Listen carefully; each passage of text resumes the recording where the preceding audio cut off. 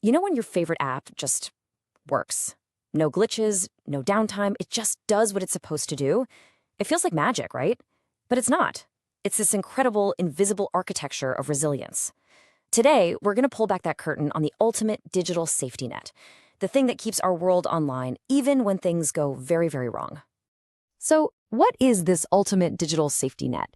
That's the question that keeps architects and engineers at all the big tech companies up at night. I mean, in a world that literally never stops, how do you guarantee, and I mean guarantee, a service is always available? Well, the answer starts with a really simple but totally crucial truth.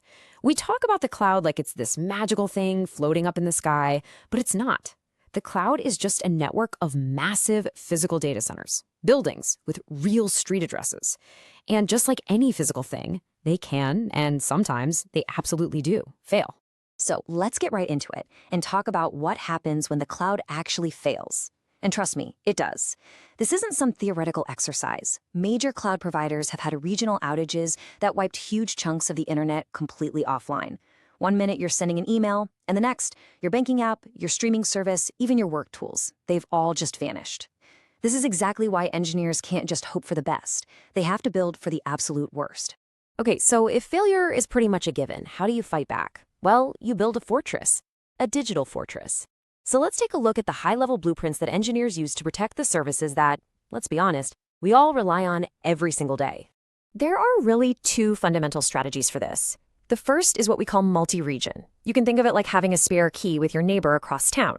You're still relying on the same neighborhood, right? Just a different house. You're using two data centers from the same provider, say one in Virginia and one in Oregon. But for the ultimate protection, you go multi-cloud. Now, this is like giving a spare key to a friend who lives in a completely different city.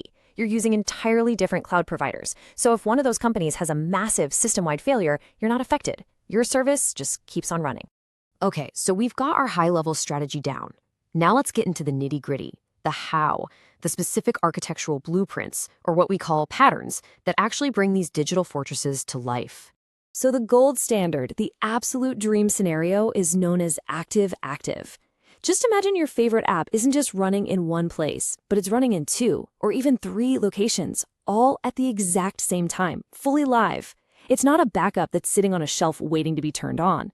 So if one entire data center goes completely dark, all the traffic instantly and automatically just flows to the others.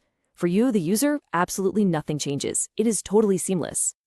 Now, another really powerful pattern is called read local, write global. This one is a super clever trade-off between performance and consistency. So when you read data, like say you're loading your social media feed, you get it from the server that's physically closest to you. That makes it super fast. But when you write data, like posting a comment, that action gets sent to a single primary global database. This whole setup keeps your experience feeling snappy while also making sure that all the important data stays perfectly consistent for everyone. Okay, this is all great in theory, but let's make it a little more concrete. Let's imagine we're designing a system for a critical service. I'm talking about a financial payment network. This is the kind of thing that absolutely, positively must survive even if an entire cloud region gets knocked offline. So how would we do it? So how do all these pieces fit together? Here's a basic but really effective disaster recovery plan. Step 1, your service runs normally in its main home, let's say one AWS region. Step 2, you're constantly, and I mean continuously, copying all of your critical data to a second AWS region. That's your multi-region backup right there. But here's the multi-cloud trick. Step 3, you have a tiny, what we call a pilot-light version of your service, just sitting there, ready to go on a different cloud provider entirely. It's not really handling traffic, it's just on and waiting. Now, if a massive outage hits your primary provider, you execute the failover. All your users are redirected to that pilot light, which then immediately scales up to take over the full load. It's a powerful, multi-layered defense. This all sounds incredible, doesn't it?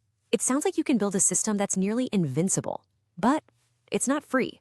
In fact, it comes with what engineers sometimes call the resilience tax, because every extra 9 of uptime you want to add comes with a seriously steep price in both cost and complexity.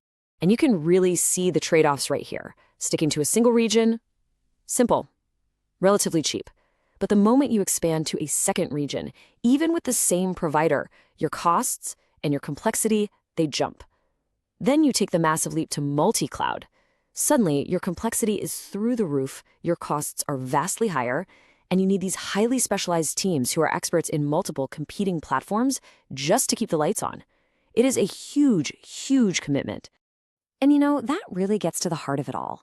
Building these systems is a constant balancing act.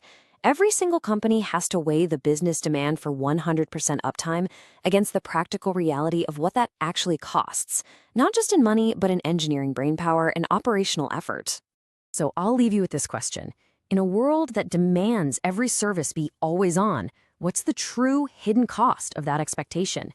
Next time an app works flawlessly for you, just take a second to think about the incredible systems, the massive investment, and that resilience tax being paid behind the scenes just to make sure it never, ever fails.